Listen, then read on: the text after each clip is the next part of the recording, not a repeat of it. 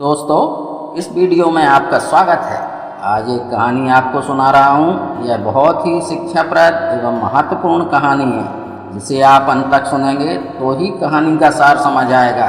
कहानी का शीर्षक है भाग का लिखा भोगना पड़ता है।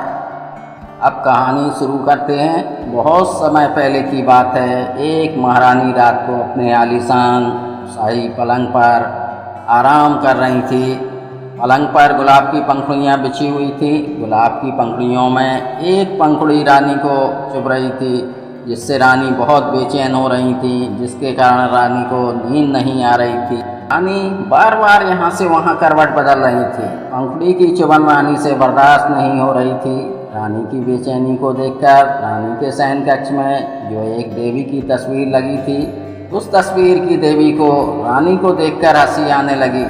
देवी को हंसता हुआ देखकर रानी ने देवी से पूछा कि हे देवी, तुम मुझे देखकर क्यों हंस रही हो? देवी ने रानी को जवाब दिया कि गुलाब की नरम पंखुड़ी की चुभन तुमसे बर्दाश्त नहीं हो रही है, जिससे तुम्हें इतनी बेचैनी हो रही है। लेकिन जब तुम 5 साल तक कहीं जाकर मजदूरी करोगी और ज़मीन पर सोया करोगी, तब तुम्हारा क्या हाल होगा, क्योंकि तुम्हारे भाग में 5 साल तक मजदूरी करना और ज़मीन पर सोना लिखा है और उसे तुम्हें जरूर भोगना पड़ेगा। यही सोचकर मैं हंस रही हूँ। देवी की बात सुनकर रानी बहुत दुखी और चिंतित हो जाती है। रात को जब राजा महल में लौटे और उन्होंने रानी को उदास देखा, तो उन्होंने रानी से उनकी उदासी का कारण पूछा। रानी ने बताया कि तस्वीर की देवी मुझे देखकर हंस रही थी और मैंने उनसे हंसने का कारण पूछा, तो उन्होंने बताया कि यहाँ मैं गुलाब की नरम पंखुड़ी चुभने से बेचैन हो रही हूँ, और जब मुझे भविष्य में 5 साल तक मजदूरी करनी पड़ेगी और ज़मीन पर बगैर बिस्तर के सोना पड़ेगा, तब मेरा क्या हाल होगा। देवी जी का कहना है कि मेरे भाग में लिखा है वह मुझे ज़रूर भोगना पड़ेगा। यह सब जानकर मैं दुखी और चिंतित हूँ। अब आप ही बताएं कि इससे बचने का क्या उपाय है। राजा ने रानी से कहा कि तुम चिंतित मत हो, मैं भाग्य के लेखों को जरूर मिटा दूंगा। रानी की बात को सुनकर राजा सोचने लगे और काफ़ी चिंतित हो गए। राजा बहुत हठी थे। राजा ने निश्चय किया कि मैं रानी को किसी भी हाल में मजदूरी नहीं करने दूंगा और उनके भाग्य के लिखे को मिटा दूंगा। राजा ने रानी को नदी की तेज धार में प्रवाहित करा देने की योजना बनाई, जिससे रानी समाप्त हो जाए और रानी को भाग्य के लिखे के अनुसार 5 साल तक मजदूरी नहीं करनी पड़े। राजा ने लकड़ी का एक बड़ा संदूक बनवाया। संदूक को नदी के किनारे रखवाने का हुक्म अपने सैनिकों को दिया।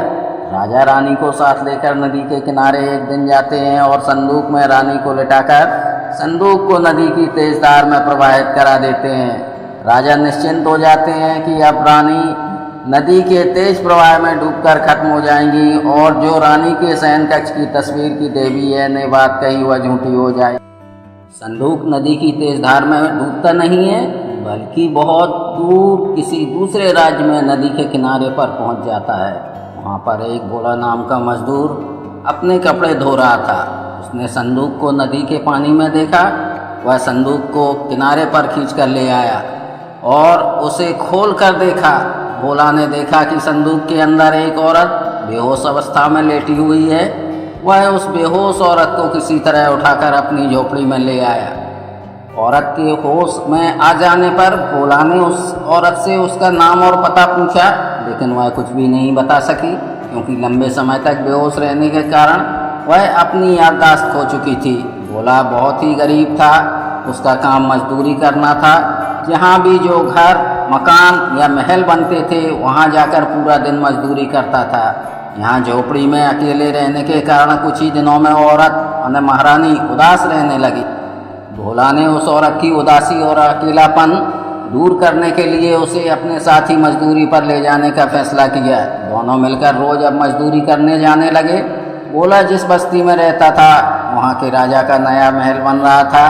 भोला को उस नए बनने वाले महल में मजदूरी का काम मिल जाता है। अब भोला और औरत जो रानी थी, दोनों मिलकर नए महल में मजदूरी का काम करने लगे और महल पूर्ण बनने तक 5 साल तक लगातार काम करते रहे। महल तैयार होने पर महल के उद्घाटन के लिए राजा ने कई राज्यों के राजाओं को आमंत्रित किया। जिन मजदूरों ने महल को बनाने का काम किया था, उन्हें महल के उद्घाटन के दिन भोजन करने हेतु बुलाया गया।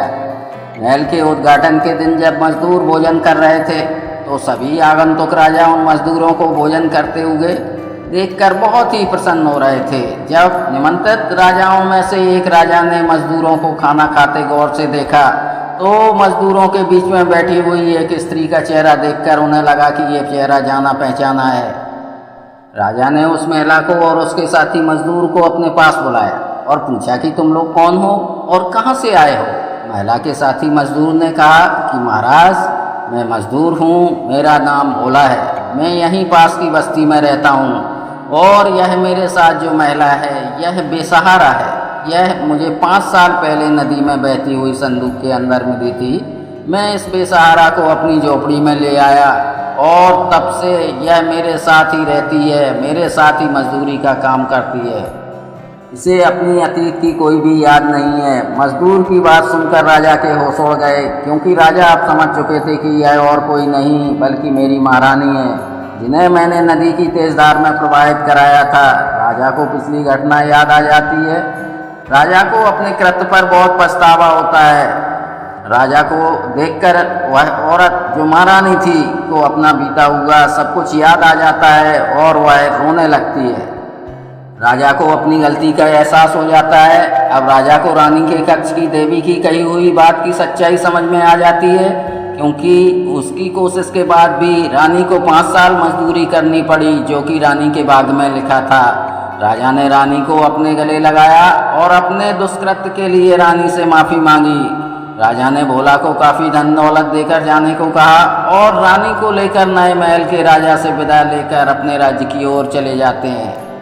अपने महल में पहुंचकर राजा रानी के साथ रानी के शयन कक्ष में जाते हैं और वहां तस्वीर की देवी से हाथ जोड़कर अपने किए कृत्य के लिए माफ़ी मांगते हैं और कहते हैं कि हे देवी, अब मैं समझ गया हूँ कि भाग्य का लिखा हुआ मिटता नहीं है, उसे भोगना ही पड़ता है। दोस्तों, इस कहानी का सार यह है कि जो भाग्य में लिखा होता है वह मिटता नहीं है, उसे जरूर भोगना पड़ता है। राजा ने बहुत कोशिश की लेकिन रानी को उनके भाग्य का लिखा हुआ भोगना ही पड़ा है।